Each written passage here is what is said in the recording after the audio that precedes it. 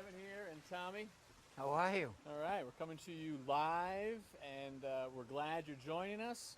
We're going to be going live for the next 15 or 20 minutes or so. And we've done a few of these in the past, but today we're doing something a little different. 40th anniversary this year, 40 years. Amazing, 40 years, right? can you imagine? I know. So where'd you start, when you were 4? 5. 45.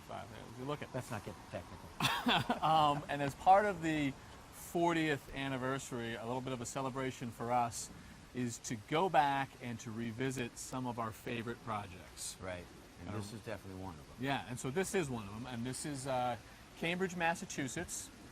This one was started in 2005, completed in 2006. The big project. Big project. Big transformation. Originally a tiny little Bauhaus, modern-ish home. Yep. The homeowner, George, wanted to keep it modern. He didn't want to tear it down. That was the big thing, too. Even though it probably could have been torn Could down. have been torn down. And wanted to keep it modern, and also wanted to give it sort of a Frank Lloyd Wright influence. So we've actually got a picture of what it used to look like. This is what it used to look like. Front door is still where it is now. And that chimney, although you may not be able to see it from this angle, is still there. We never took that down, but we've added a lot to the house over here. We added some to the house up here, and we added more over here, and we put a big stone chimney right here, as you can see from the new front door that's down there. And this house needed a lot of help and a lot of work. Yeah, so that one was built in 1950. Right. And then there was a little bit of an addition done to it at some point. And then, of course, our addition renovation back in 2005, 2006. 2006. Yeah. Huge transformation. Oh, it's huge, and I love this place. Yeah. Before we actually step down there, to me, one of the signature features, other than the shape, right, all those different levels, are the materials. Yeah. There's several different materials. You've got the stone veneer, which is very prominent on the chimney. The body of the house is in the stucco. Right. And then over here, The accent wood detail. yeah, so redwood. Redwood reclaimed, Yeah. and it was from olive vats. And so that came from California, and they, it really is a focal point and then just a great feature. I'm just looking at some of the comments because we are live, and there are a whole bunch of people signing in. Chris Spagnuolo wants to know, will this be part of the new season? And Chris, the answer is yes. We're going to visit 4 or 5 of these homes and make it part of the 40th anniversary season. See how they're holding up. See how they're holding up. This is the second one we've done. The first one we did was your favorite. Yeah. Up in Manchester. Don't say that. George is right here. Oh, sorry. Oh, second favorite. Hey, what's going on? Just a couple other people signing in. Kelly Davis Keith says, I wish they would use mine as a project. Deborah Gunn says, hey guys, love your show. William Marshall, thumbs up. Carol Simon says, I could use your assistance for the renovation of a job of brownstone in Brooklyn, New York. We've done Brooklyn before. We have done Brooklyn. That was a great project. Yeah. All right, well, let's show them around a little bit. Keep the comments and the questions coming. We'll address those. Hardscaping was a huge part of this project. Hardscaping. I mean, this chimney, for example, right here, all this stone detail. We have the step walls dividing the street to the land, and then step down again to this beautiful water feature with the same stone. So Roger and his guys basically made a long pool down here to receive the flowing water, and then pump it back up into a beautiful little waterfall right there. How awesome is that? And that Roger had this piece of bluestone cut and turned and tipped with another angle on the inside so the water would flow out like it is right now. And part of the idea with this, if I recall, was it's a busy street. You just heard the guy honking the horn as he went by, and this is a way to sort of create some white noise and dampen any of that city noise out there. So it does, with the walls, it creates a visual isolation, right. And with the noise, it creates an audible isolation as well. Absolutely. Favorite part outside? Well, this is my favorite part outside because the challenge was George wanted these big pieces of bluestone. I mean, they're 4.5 inches thick, 5 inches thick, and they're probably 24 inches wide, 5 feet wide. He wanted it to look like they were floating, so there's no connection between each tread, no matter where you look.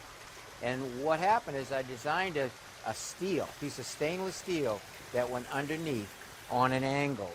And out of that stainless steel, we welded some more stainless steel out, and they were large pieces of pipe. Drilled holes through the treads from the back, and then slid them in place. Yeah. And it really is a nice feature. Something that heavy with the illusion of it's floating. Yeah. Which is something that's done throughout the house, which Absolutely. we're going to show you. Yeah. Just another few call-outs. Debbie Gammon says, love your show. Happy 40th anniversary. Thank you, Debbie. Betsy Ross says, I have an Adobe in Tucson, Arizona. Come on out. Carol Simons comes back and says, we'd love to see TOH revisit the past renovation jobs. That's what we're doing right here. Montgomery, Alabama is checking in. Kelly Keith. Brian Dobrinsky says, how about coming to Missouri? Got a front stoop entry project I could use some help with. Everyone always wants us to come to see them. Yeah. Boy, all comments are coming in. Keep them coming. If you got any questions, we'll try to answer those as well. Want to head inside? You know, one thing here before we go inside, you know, in the winter in New England, you always have to deal with ice. So I smell right of it, and you don't have to worry about snowbanks. Have you ever done a sidewalk or drive that didn't put heat underneath? I can't think of any. All right, let's go in. All right, Look look at this. this beautiful spot right here. This is a beautiful feature. When we walked into this house originally, you walked through the same front door, Yep. but it was a little creaky old stairway that went up one level to the second floor. Yeah. And they really wanted to celebrate this. So now we've got a staircase that it goes down to the basement. Yeah. And it goes And- all the way up 3.5 stories, so it's one big light fill.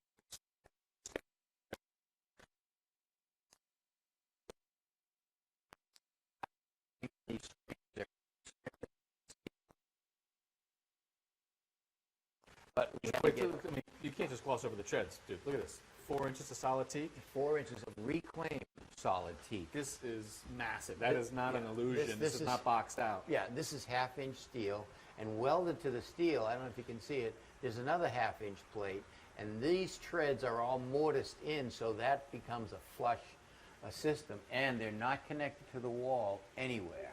So again, it's supposed to look like a floating stair. Right.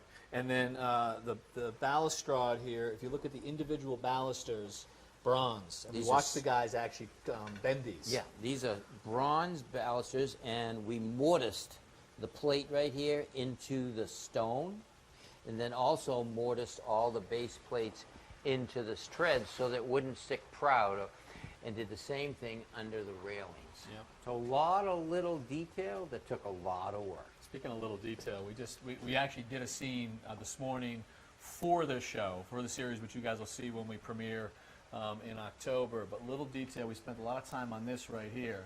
The homeowner, George, said, I don't want any fancy trim, so no side casings. He also said he wanted black for the color, and so this is fussy. Well, this is fussy. I mean, you look at a house like this, it's modern, they think it's simple lines. Right. All right? That means that you're not going to have crown moldings up around the transitions where you can hide some imperfections. Yeah. But this little detail right here, you don't have the casings to hide the difference between the wood and the plaster. So we created a little dado right here, and that meant that we had to put the plasterboard on, and the bead that goes around where the plaster has to connect, it has to be perfectly spaced all the way down. Tremendous amount of more work for the plaster. Right. Simple look, not a simple detail to execute. Not a simple detail. We're doing a modern house in Brookline, Massachusetts, and they're thinking about something similar for there. One of the other reasons we chose this house to come back. Right, right. What? Come on, look at this This is- room. So this is the sort of, obviously the Dining. dining room. You can see the big Thomas Mosier dining table and chairs here, but it's also a seating area. The ceiling pops out right here. Low ceilings, boom, and it pops up to a really high ceiling, and that's a big thing that goes on in this house, the different heights. And as you pop up, you see the chimney coming through the house, not just from bottom to top, but from inside to out. And you can Right. see with those top windows, notice that they are clear and see-through, so that lets in maximum light, but no neighbors peering in. That's privacy. And then as you come down from there, all the other windows that are at eye level are opaque, but this is remarkable, Tommy. The So corner fireplace. Right, corner fireplace. You have the privacy from the opaque windows, but you have a lot of the natural light because of the amount of windows. Yeah.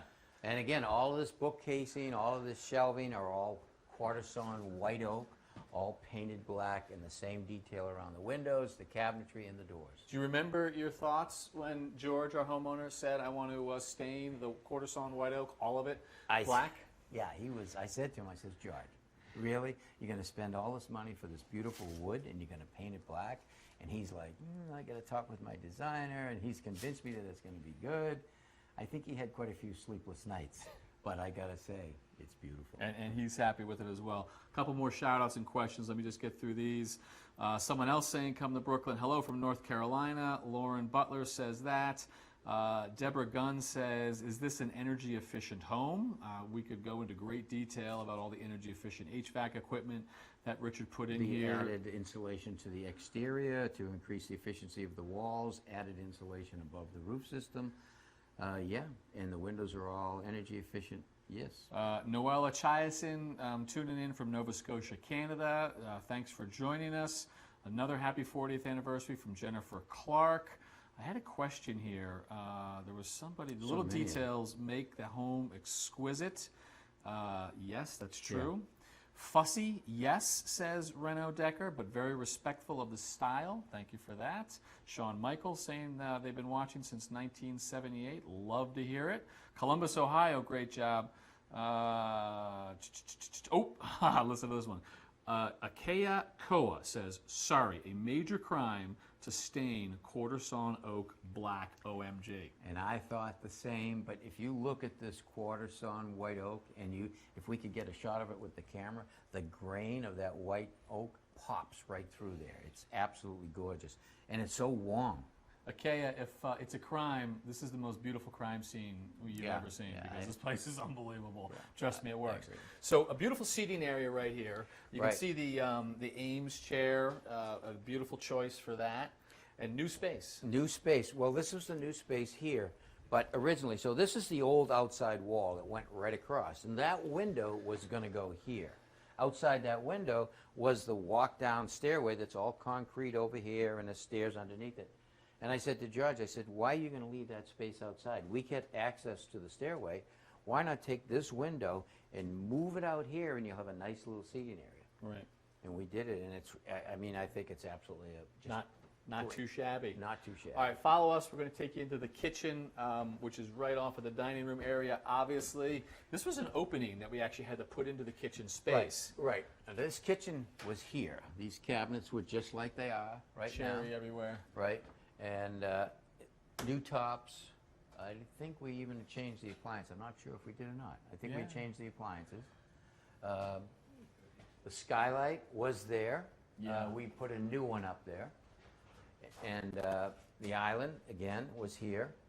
The beautiful choice of the cherry. George wanted, it's the right material for this house, cherry is. But also, if you look at the profile, sharp lines, right, which are good. No curves or angles. Fits into a modern house. Yeah. A couple more questions just before we move on from here. Tammy Boyle says, are the doors black? Yes, they are. The answer to that is a simple yes. Yes, they are. Imagine that. Things got And great with light. let's see here. The stone floor was here.